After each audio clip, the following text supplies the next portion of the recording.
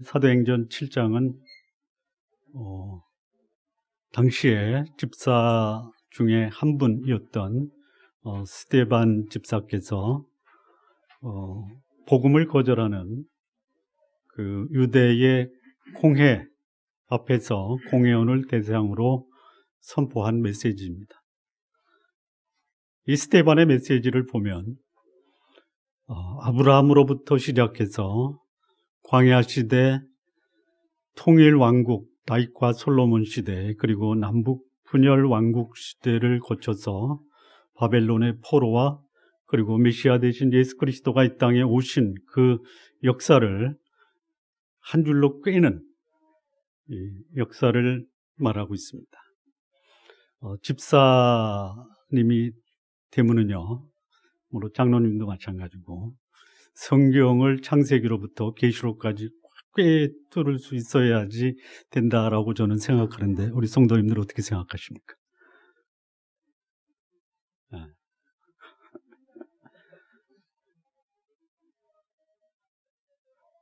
자, 이 스데반이 공회 앞에서 끌려나가 핍박하고 있는 당시의 성도들을 향해서 이 복음으로 예수 그리스도를 소위 변증하고 있습니다. 변증. 무슨 변증이냐면 하나님을 믿고 있는 너희가 하나님을 믿고 있지 않다라고 한 이 사실을 역사적 정황을 통해서 그들의 불신앙을 고발하고 있는 것입니다. 아브라함으로부터 모세까지 사도행전 7장 1절에서 36절까지는 순조롭게 갑니다. 아브라함을 부르시고 이삭을 하나님이 허락하시고 야곱, 요셉, 그리고 모세를 하나님이 허락하시고 광야에서 40년 양치기 하면서 목자로 키우시고, 그리고 400년을 애굽에 종살이 하던, 400년은 아닙니다. 거기서 이스라엘 백성, 하나님의 백성의 고통의 소리를 들으시고 하나님이 모세를 예비하시고 모세를 보내셔서 이스라엘 백성을 애굽으로부터 구원하는 사건이 36절까지의 말씀입니다. 애굽에서 이스라엘 백성의 삶이 어떠했습니까? 그들은 먹을 것은 풍족했습니다. 먹을 것이 풍족했다라는 것을 어떻게 아냐면 고기도 먹었고요, 마늘도 먹었고요, 부추도 먹었습니다. 애굽에서 비록 종살이를 했지만 먹는 것은 풍족했습니다. 그런데 그들이 애굽에서 부르짖었던, 하나님께 간구했던 것이 뭡니까? 우리에게 자유를 달라. 먹는 것은 풍족했지만 신앙과 삶의 자유를 송두리째 빼앗긴 삶을 살면서 그들은 하나님께 부르짖었습니다. 그 부르짖음을 듣고 하나님이 이스라엘의 지도자 모세를 준비하시고 때가 됐을 때 하나님이 모세를 이스라엘 백성에게 보냈습니다. 그러나 그게 그렇게 만만하지가 않습니다. 바로는 끝까지 이스라엘 백성을 붙잡고 놓지 않고 그들을 자기의 종으로 유지하려다가 마침내 10가지 재앙 앞에 바로는 무릎을 꿇습니다.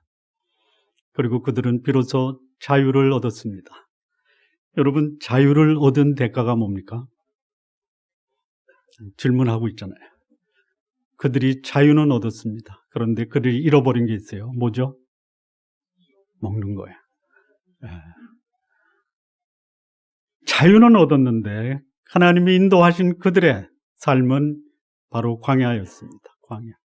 광야에서 그들은 신앙을 얻었고 자유를 얻었습니다. 그런데 그들이 잃어버린 게 있어요. 뭐죠?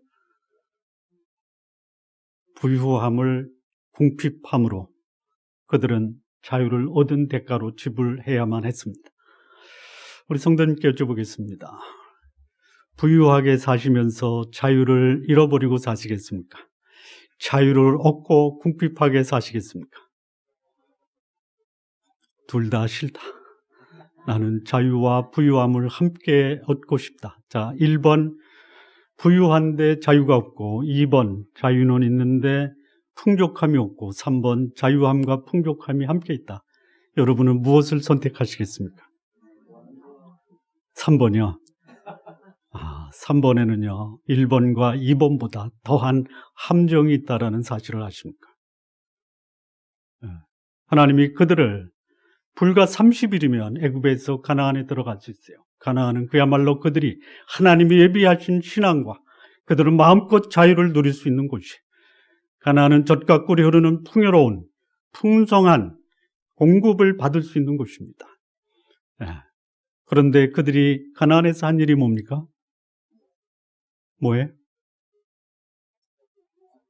하나님이 만드신 피조물을 하나님으로 섬겼던 우상 숭배로 그들은 가나안 땅에서 멸망한 것이 이스라엘의 역사예요. 이게 사도행전 7장의 내용인데 혹시 이해하는 데 도움이 더 필요하십니까? 다 됐죠? 두 가지, 이 서론에서 두 가지를 말씀을 드렸습니다. 첫째, 집사님 정도 되시면 성경을 꿰뚫 자. 반응이 없으시네. 두 번째, 부유함과 자유함에서 부유하더라도 자유를 누리지 못하는 것보다는 자유는 누리되 부유하지 않더라도 그 삶 가운데 자족함을 누리자. 이것이 오늘 본문이 주는 교훈입니다. 자유와 부유함을 함께 누리다가는 결국은 자유와 부유함을 몽땅 잃어버릴 수 있다. 이게 오늘 본문의 교훈입니다. 여기서 마칠까요?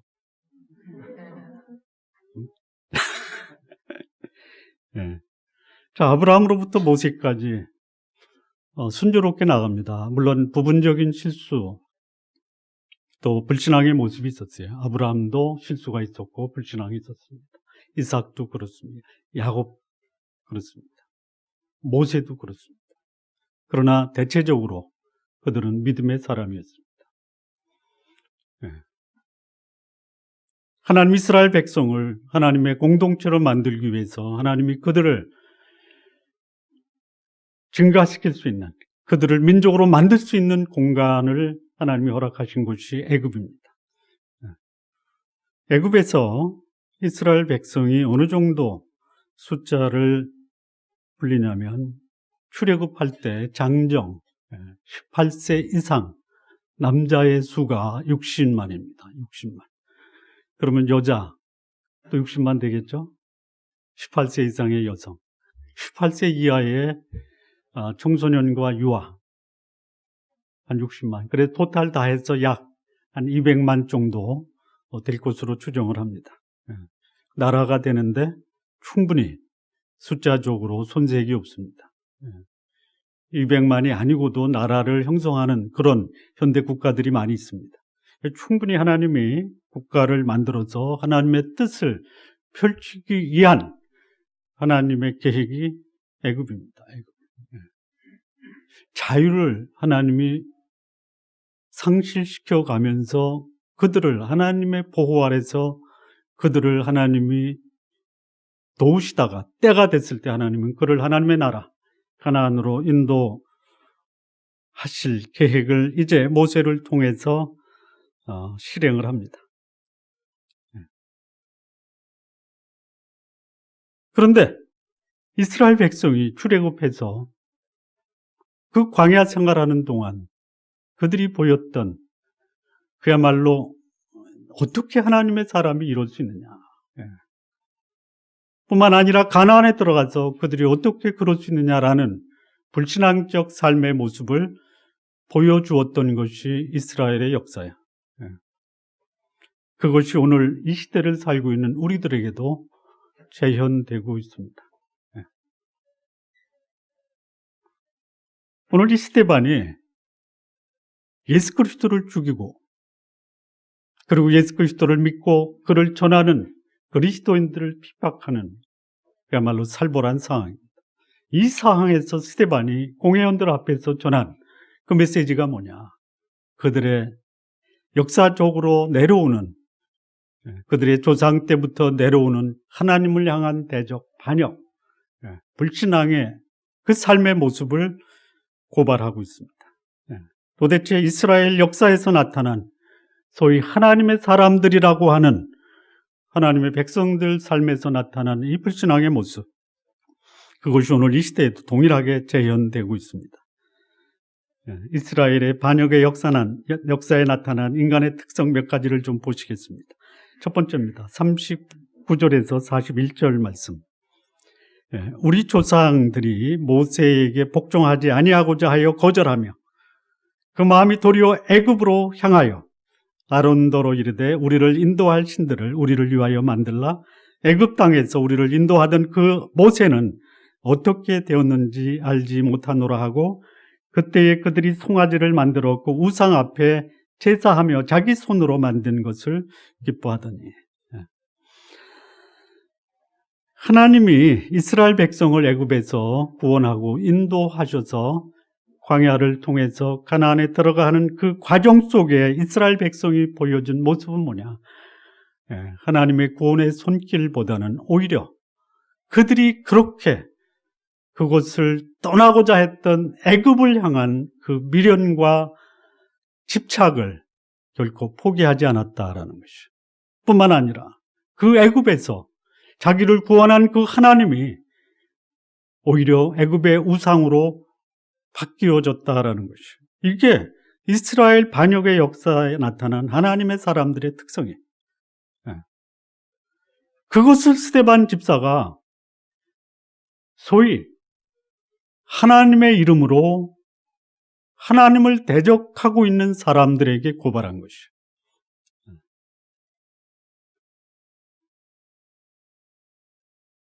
공회원들, 이 공회원들은 소위 유대의 종교 지도자들입니다.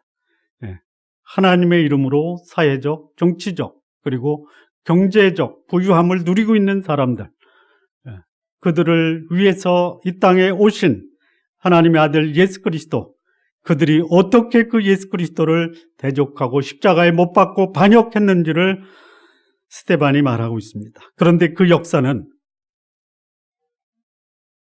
예수 그리스도를 십자가에 못 박은 그 시절에 있었던 것이 아니라 그보다 2000년 전에 이스라엘 민족은 역사적으로 하나님을 대적한 역사를 지금까지 계속 계승해 왔다라는 것이죠.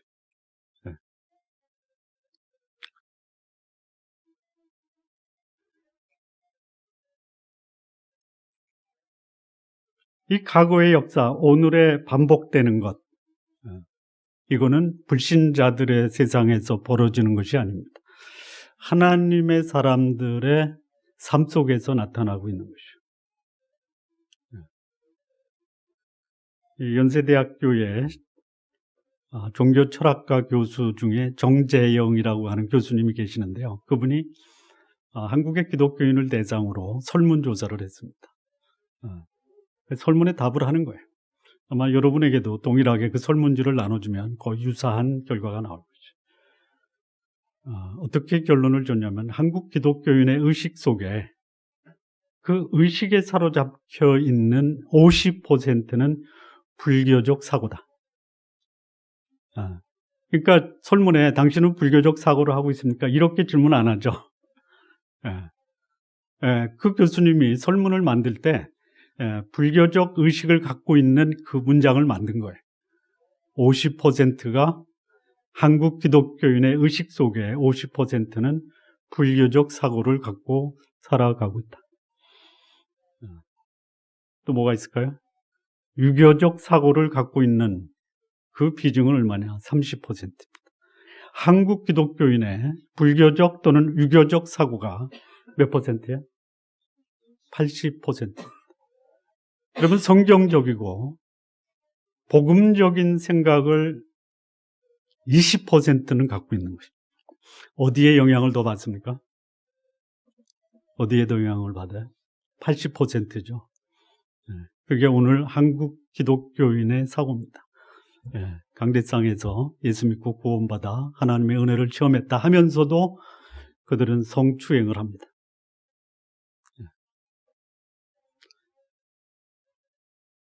애굽을 떠난 이스라엘 백성은 결코 애굽으로 돌아갈 수 없어요. 그런데 광야에서 이스라엘 백성이 끊임없이 그들이 추구했던 것이 뭐예요? 애굽이에요, 애굽. 세상, 불신앙의 세상.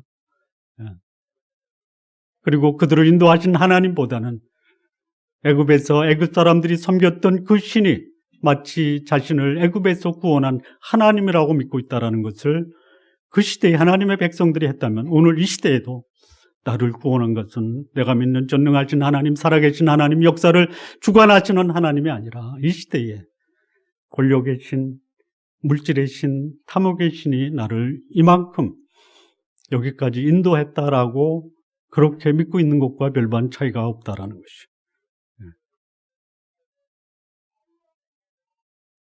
이것이 이스라엘 역사 속에서 광야에서 하나님의 백성들이 살았던 삶의 모습이에요. 애굽 돌아갈 수 없어요. 근데요, 그 미련은 결코 포기할 수가 없어요. 저를 보니까 그렇더라고요. 저를 보니까. 과거에 누렸던 그 영광이 아직도 내 의식 속에 끈질기게 남아있는 것 보고 있어요. 요즘 제 삶이 어떤 삶이냐 누가 물어보시길래 수도원적 삶이다.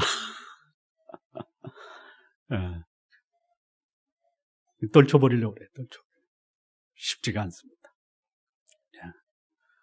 자, 이렇게 광야에서 그들은 하나님을 대적한 두 가지, 애굽에 대한 미련, 세상에 대한 미련, 집착, 이거 포기하지 못하고요. 자기를 구원한 그 전능하신 하나님, 인격적 하나님을 우상으로 바꿔버린 이 반역이 오늘 지금 스데반이 공회원들 앞에서 말씀을 선포할 때 그들의 삶에서 똑같이 재현되고 있다라고 고발하고 있는 것이에요. 오늘 우리 시대에도 마찬가지입니다. 자, 두 번째, 스데반이 공회원들 앞에서 고발한 두 번째 반역의 역사는 뭐냐? 광야 시대 이후를 넘어서 다윗과 솔로몬 시대를 전합니다. 그래도 비교적 그때는 다윗과 솔로몬 시대에는 전혀 반역이 없었던 것은 아닙니다. 그런데 솔로몬 이후에 남북 왕국 시대에 북쪽과 남쪽 모두 다 하나님을 반역한 역사로 계속 역사가 흘러왔다라는 것이, 이게 43절 말씀입니다. 43절 보시죠. 7장 43절이요. 몰록의 장막과 신 레판의 별을 만들었으며 이것은 너희가 절하고자 하여 만든 형상이로다. 내가 너희를 바벨론 밖으로 옮기리라 함과 같으니라. 자, 이스라엘 사람들이요, 섬겼던 신, 여기 대표적인 신이 둘입니다. 이것뿐만이 아니에요. 바알도 있었고요, 아세라도 있었고요.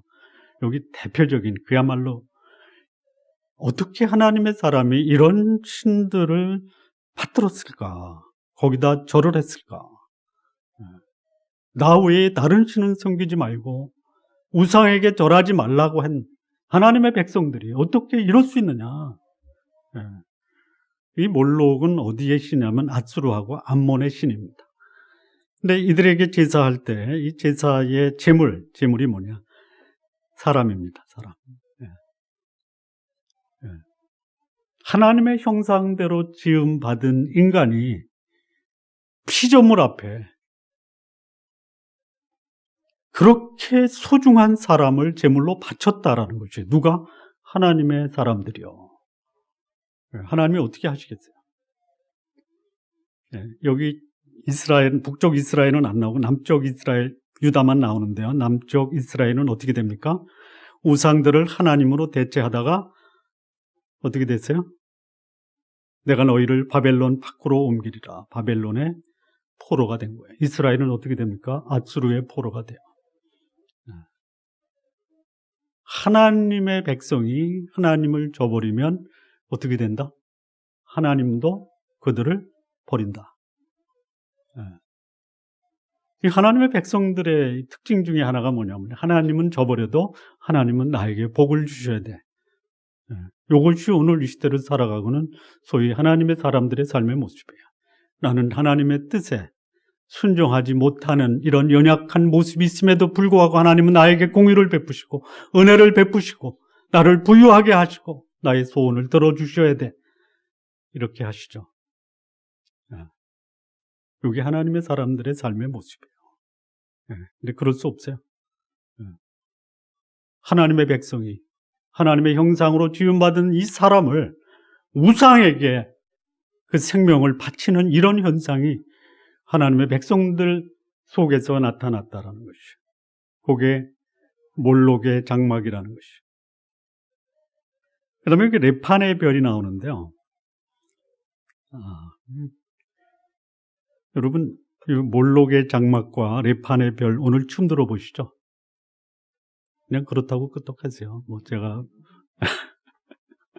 저도 춤 봤으니까 요거 준비하면서. 레판의 별은 뭐냐면요,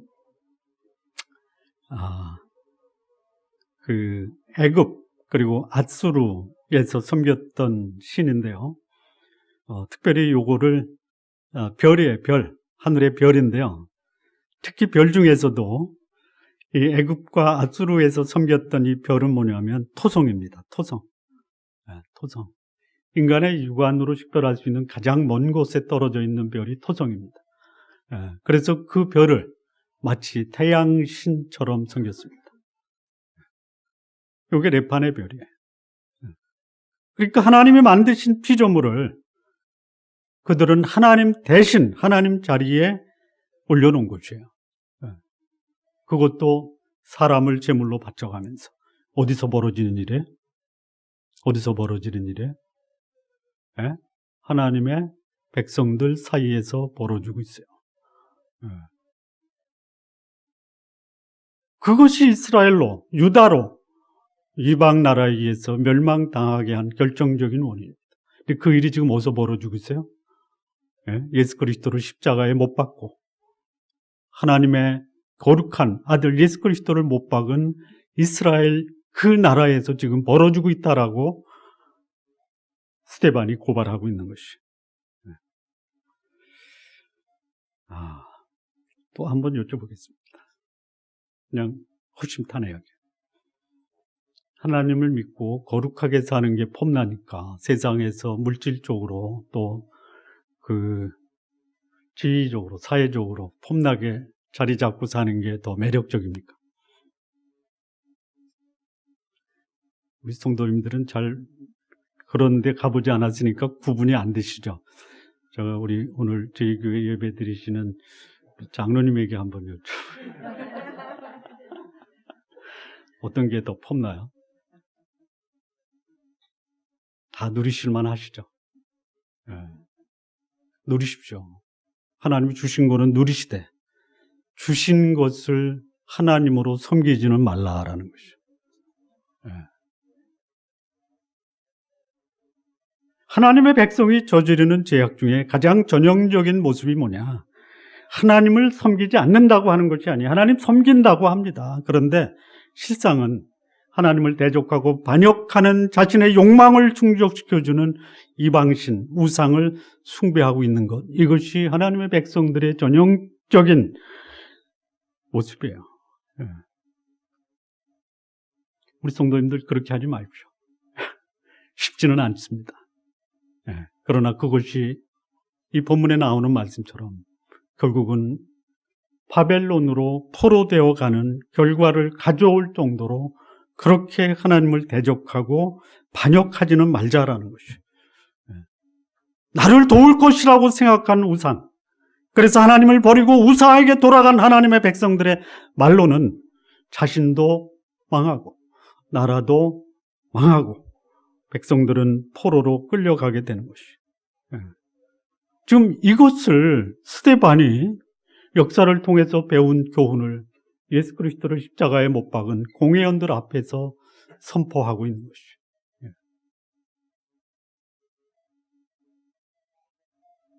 역사 속에서 하나님의 사람이라고 하는 이들, 하나님을 저버리고 우상을 섬기는 일이 반복됨, 그것과 동시에 이를 지적하는 하나님의 선지자들을 핍박하고 그들을 고통당하게 하는 것이 지금도 벌어지고 있다는 것이에요.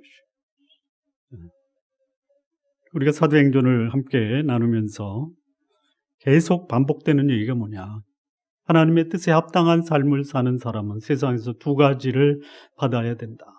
하나는 깨끗하게 살고 거룩하게 삶을 삶으로 사람들에게 칭찬을 받아야 됩니다. 두 번째는 깨끗하게 살기 때문에 깨끗하지 못한 사람으로부터 핍박도 받아야 된다.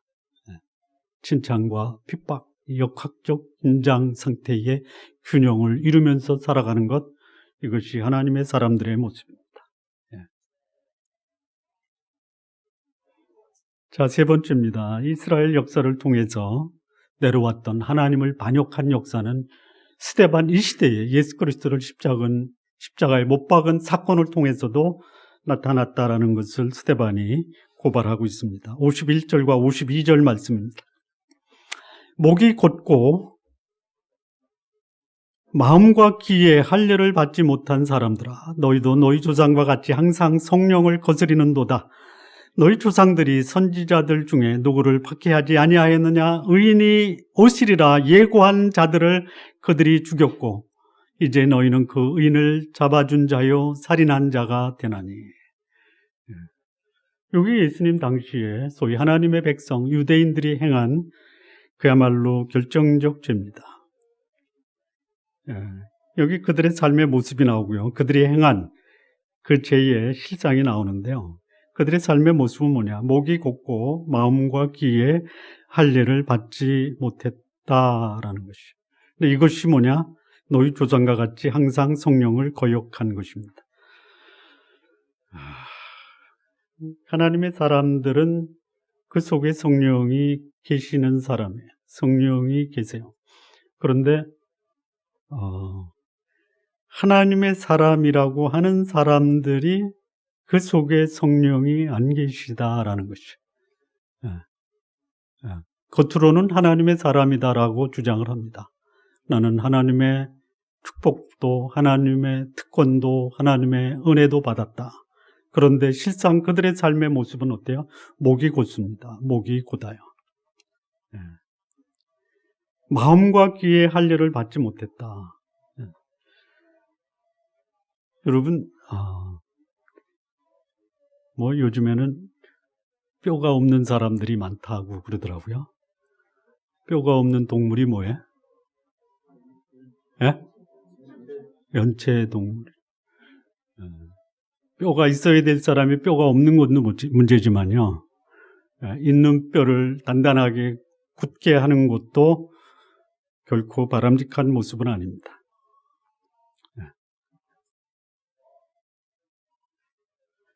교만해서 자기 외에는 보이지 않는 것, 요게 목이 곧다 이거예요. 마음과 귀에 할례를 받지 못했다. 이 마음, 이 할례라는 것은 뭐냐면요, 나는 하나님의 백성이다라고 하는 표시를 몸에 지니는 것입니다.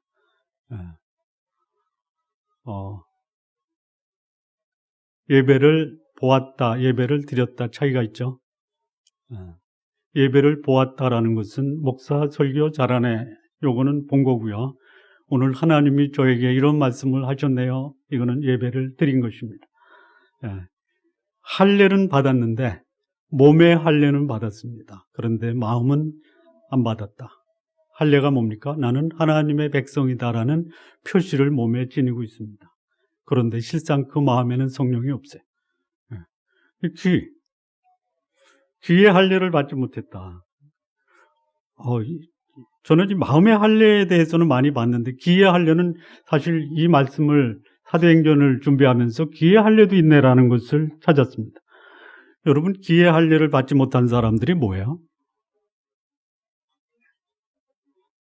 귀의 할례를 받지 못한 사람은요, 자기가 듣고 싶은 얘기에만 관심을 갖는 사람이에요. 듣고 싶지 않은 얘기를 하면 닫아버리는 사람. 그러니까 잘못하고도 너 괜찮아, 요 소리에 익숙한 사람이에요. 잘못했을 때 당신 잘못했어 이거 하면 귀를 닫아버리는 사람, 귀의 할례를 받지 못한 사람들이에요. 이게 누구예요? 하나님의 백성들이라 이거예요. 거기 공회원에, 소위 산헤드린 공회원에 이스라엘 민족의 종교 지도자들의 모임 속에 그들의 삶의 모습이 뭐냐? 목은 뻣뻣하고 마음과 귀는 전혀 성령의 인도함과는 관계없이 육신적 욕망에 사로잡혀 있는 사람들, 그 속에 성령이 거하지 않고 성령을 거스리는 행동을 하는 사람들이. 그런데 그들이 심지어 어떻게 하느냐? 선지자들을 보냅니다. 그런데 선지자들이 예고한 그 의인이 오셨어요. 근데 그들은 하나님으로 이 땅에 오신 예수 그리스도 그를 잡아서 살인한 자들입니다. 이 인간의 이 죄성, 불신자들은 뭐 그냥 차치하고요. 하나님의 사람들이라고 하는 사람들이 무엇을 하고 있느냐? 오늘 이 땅에 하나님이 다시 오셔도 하나님을 십자가에 못 박을 수 있다, 이거예요. 제가 1990년도 중반에 본 기사입니다. 어느 소설가가 쓴 칼럼인데요. 성탄절에 쓴 기사입니다. 지금 사람들이 아기 예수가 왔다고 즐거워하고 찬양을 부르고 온갖 장식을 하는데, 만약에 지금 이 시대에 예수께서 오시면 누가 그를 환영하겠는가? 불신자일까? 아니면 성도들일까? 근데 그 작가는 이렇게 씁니다. 오히려 예수를 믿는다고 하는 그리스도인을 통해서 예수는 다시 십자가에 못 박힐 것이다. 여기 신문에 기사로 나온 거예요. 하나님의 사람들이 역사를 통해서 하나님을 믿고 있다라고 하지만 실상은 하나님을 대적하고 반역하는 삶을 살고 있다, 이거예요. 이것을 지적하고 있는 거예요. 자, 이 말씀, 아까 읽었던 그 이스라엘의 역사 속에 나타났던 그 역사가 언제부터 시작이 됐냐면요. 출애굽 때부터 시작이 됐는데요. 아까 목이 곧다라는 것이요. 출애굽기 33장 5절에 이렇게 나옵니다. 여호와께서 모세에게 이르시기를 이스라엘 자손에게 이르라. 너희는 목이 곧은 백성인지라. 내가 순식간이라도 너희 중에 행하면 너희를 진멸하리니 너희는 단장품을 제하라. 그리하면 내가 너희에게 어떻게 할 일을 알겠노라 하셨습니다. 여기 이제 목이 곧은 백성들이 사는 삶의 모습이 뭐냐? 자기 치장하는 거거든요. 치장하십시오. 달라 보입니다.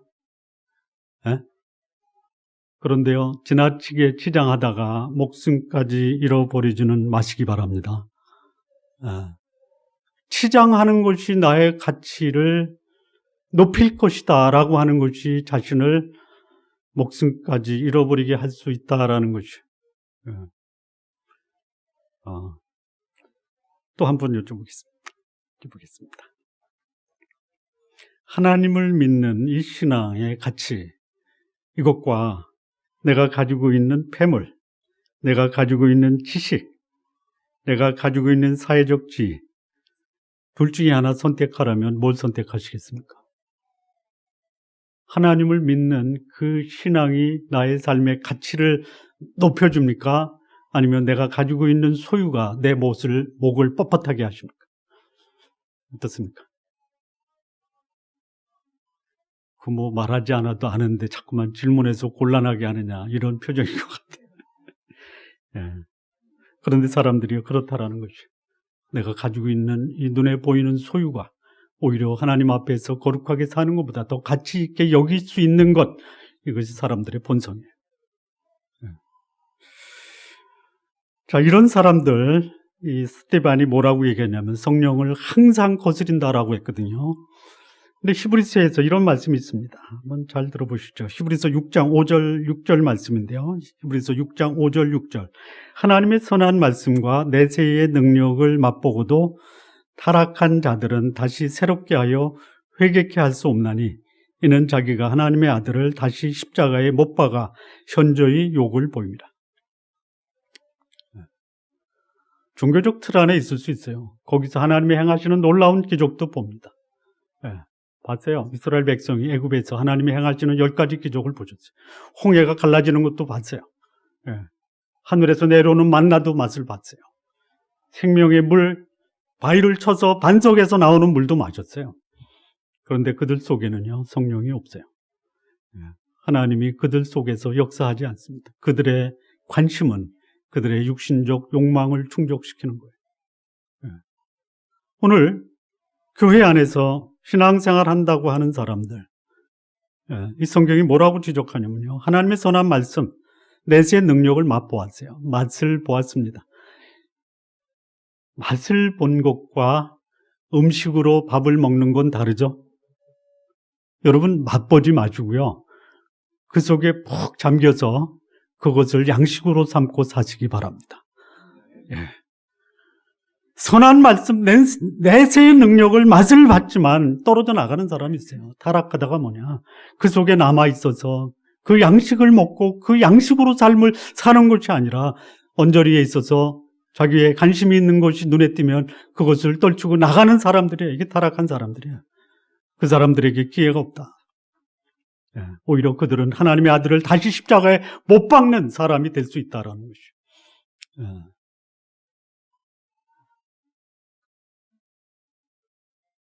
우리 좋은나무교회 성도 여러분, 종교적인 삶, 그거 버릴 수 없다. 난 그걸 결코 버리지 않겠다. 그럼에도 불구하고 내 욕망과 탐욕, 그것을 십자가에 못 박지 않으면 육신적 욕망을 도모하다가 예수 그리스도 다시 나에 의해서 십자가에 못 박힐 수도 있다는 것이죠. 차라리 우리 성도님들, 내 욕망과 탐욕을 여러분의 손으로, 그 욕망과 탐욕을 십자가에 못 박으시기 바랍니다. 마무리 짓겠습니다.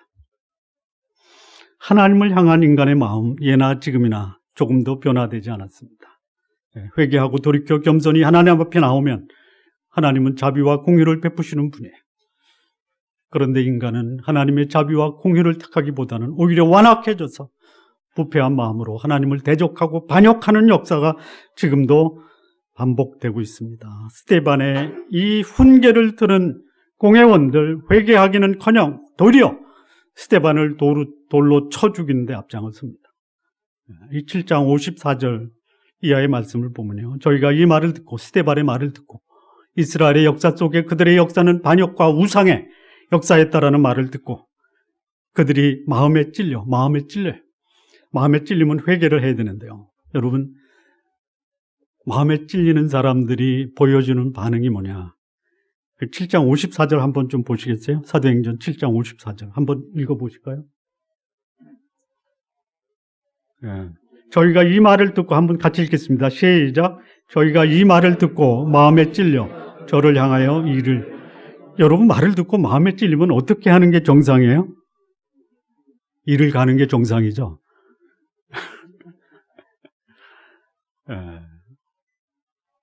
하나님 아버지, 제가 진짜 죄인입니다 라고 회개해야죠.